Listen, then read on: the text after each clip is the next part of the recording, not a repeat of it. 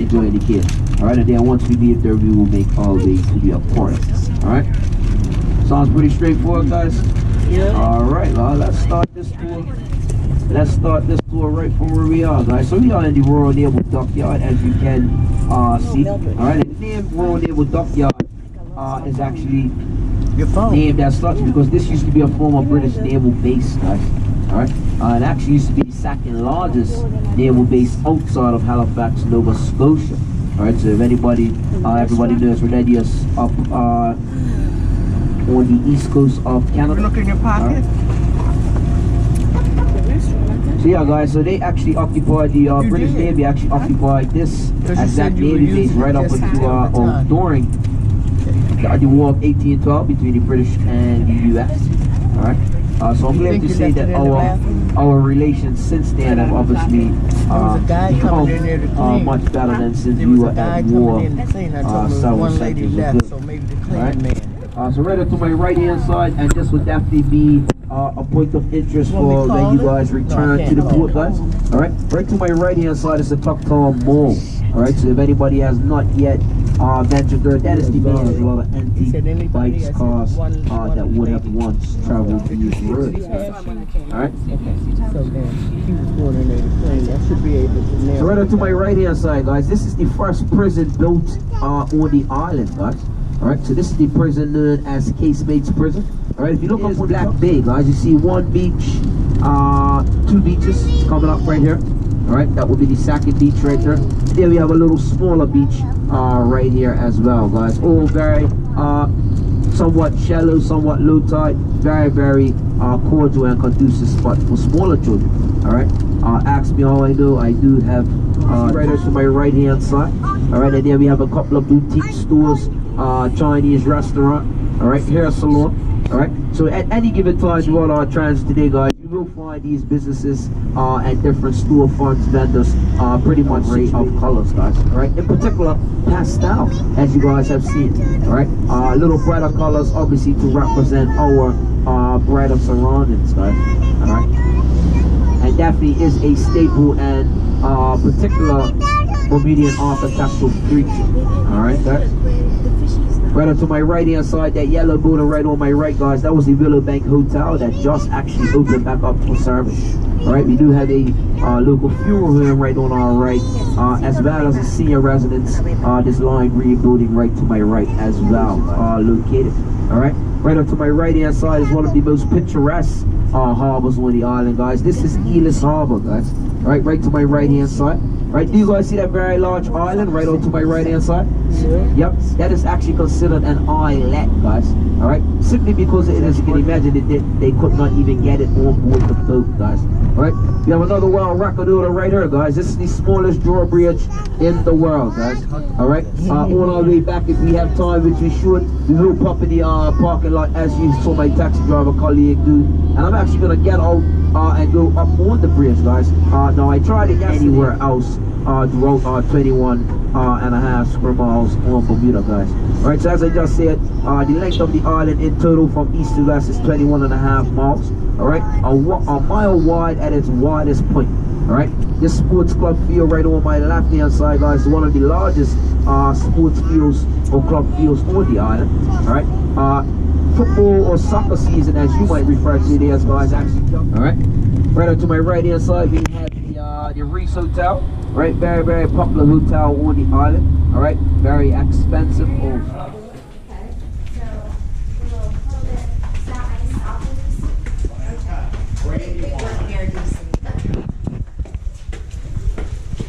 You guys can tuck this leg my run right here. Alright? And when you guys do now, just go right down that dock area for me, please, alright? And stop where? Or get smacked. You can touch it when you're good. I got cave monster, guys. Wow. You might get cave monster. You guys can touch one of them. It's great, man. Good work. Yeah. I'm good. It's going to I'm silver. Almost felt like ice. Yeah. No worries, mate.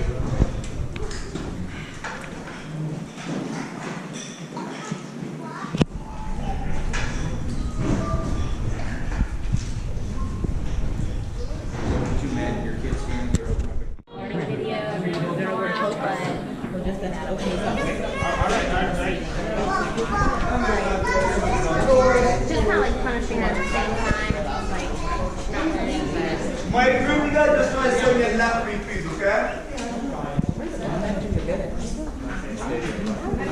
I just gotta make sure nobody's still back there, okay? 2 seconds. No screaming, we're good. What's that? That's a dirty move. It's effective. But guys, take all the pictures you all want. Yes, you can use flash. Some cameras need flash, some cameras do not. Just make sure nothing falls overboard, alright? Because what goes overboard will stay overboard, okay? But this cave here was discovered in 1907 by 2 teenage boys between the ages of 13 and 14 years old. They was best friends at the time, and their names were Carl Gibbons and Edgar Hollis. And what those boys are doing, they're playing cricket where the parking lot is today. Is everybody in here familiar with the game of cricket? Yes? If some of you all do not know, it's just complicated baseball really, and a much longer sport as well, between 2 to 5 days. Boys got a little too happy. They hit the ball into the trees, they went searching for that ball, could not find it. What they did find was this hill right up there. Guys, when you guys head back up, you look up in this area right here, you see some light. That is sunlight, and that's the original entry to this cave, alright? And see this, that's the light that my light is on right there? You guys can touch that one as well. Not everybody able to touch me again when we first came in because it was crazy traffic just now. But you guys can touch that one on your way out, okay? Okay. But from up there to the water side here is 130 feet.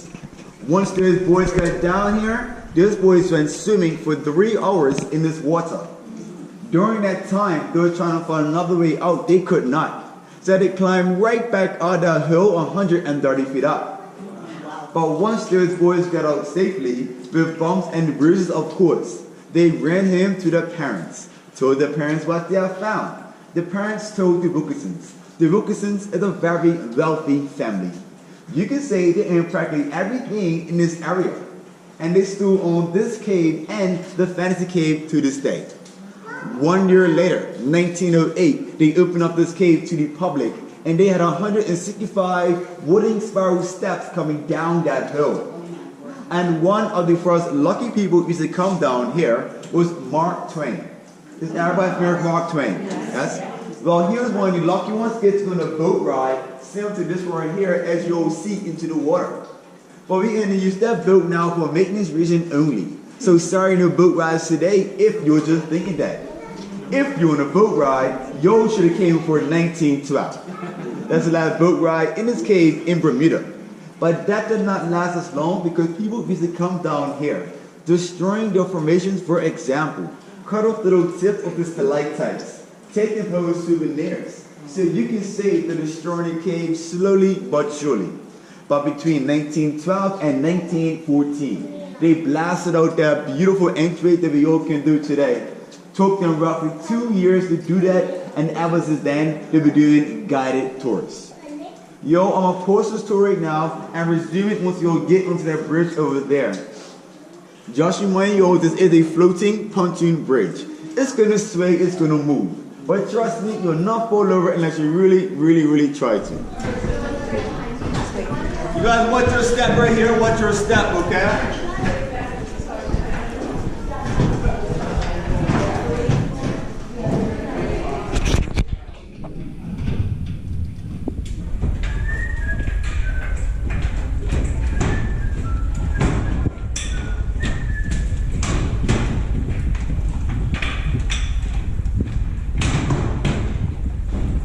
So are you liking the cave so far? Awesome.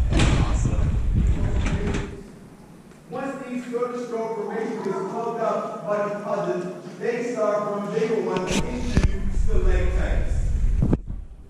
When these stalactites start to rainwater to onto the cave floor, it creates stalactites like these 2 tall ones in the water, these small ones in the water, and these 2 are in the water as well. Once the stalactite and stalagmite join together, once again carried, we form these 2 over here. These here are 2 oldest and 2 biggest columns in Bermuda. They are between 1.0, this is the Atlantic Ocean, 99.9 salt water. if you guys touch the water with your hand and taste it, it is very salty. Okay? If you're wondering as well why the green crab or any type of life form in this water, then because of no natural light or better taste.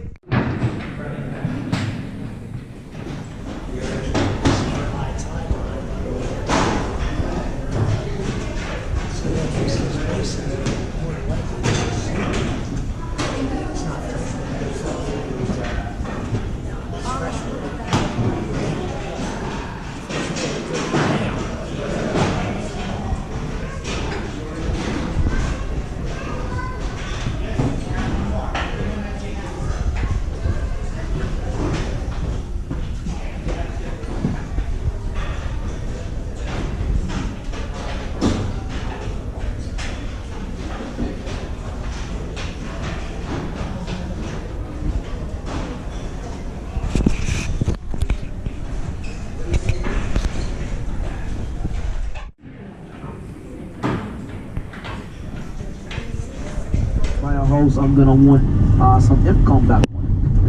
Alright, so definitely makes sense to get a purchase a house with 1 or 2 apartments adjacent to it, guys. Alright. Yep, there's the cruise ships coming up. I was gonna mention it, Josh. You gotta mention a bit further once you get around the corner so you can see it a bit. But hey, to each his own, right? And there we have the lead vehicle with this flash on, so we are probably getting a very large boat coming around the corner, as I thought. Somebody's getting the craft prepped for summertime. Gentle, Vivian, gentle. Just look at him.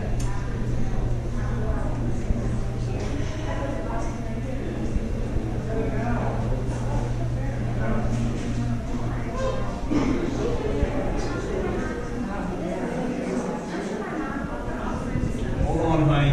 You're gonna go way too quick for me.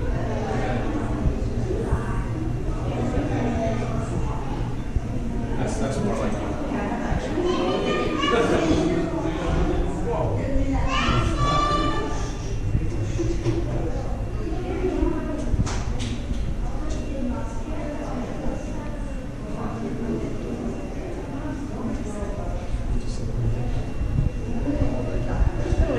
I told you.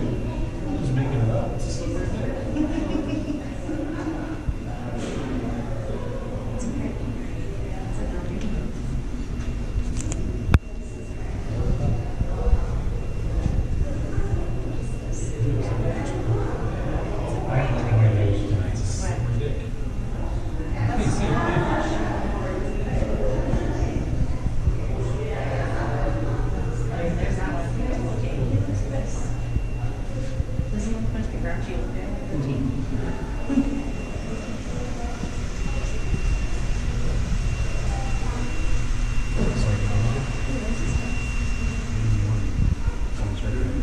Oh, ew.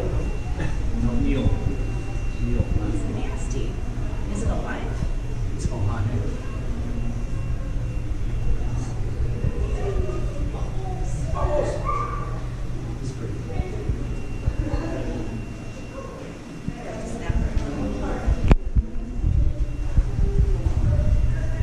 How'd you guys at sushi bar over there?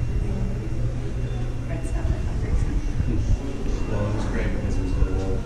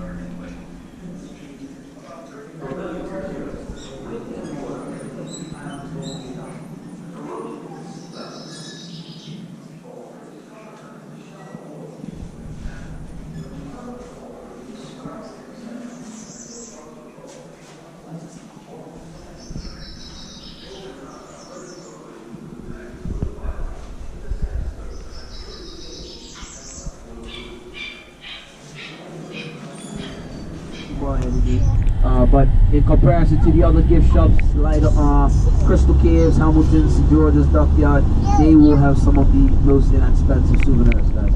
Alright? Speaking of expensive, guys, right up to my right hand side, these condominiums. Alright, you might have seen them from the other side when we are driving in, guys. Alright? They are priced at upwards of $1.2 million. Alright? Weather looks like it's getting a bit sunny, and then we looked toward the other direction, which was toward the west, and said, well, it looks like it's still a lot of cloud cover. And he said the biggest lie you can tell a tourist on your tour is that you hope that it doesn't rain on their vacation. That is the biggest lie you can tell, I can guarantee. Alright, it looks like we just had a little accident. I see everybody looking in interest. So might not be the best time to take this, right? But nonetheless, we shall get through. Alright, but like I said, very, very large buildings. Alright, no skyscrapers like you guys might be used to. Alright, but one building to note, this building that is closest to us right on our right hand side across the water, guys. You see with all the glass panels. Alright, one of the most expensive buildings in Bermuda, guys. Right here to my immediate right hand side, guys. See with all the panels. Alright, it is said that they spent upwards of $1 million alone just for the glass paneling, guys. All right. What's in that building? It's a business. It's a business building. So they have a couple of different companies. So they have reinsurance. They will have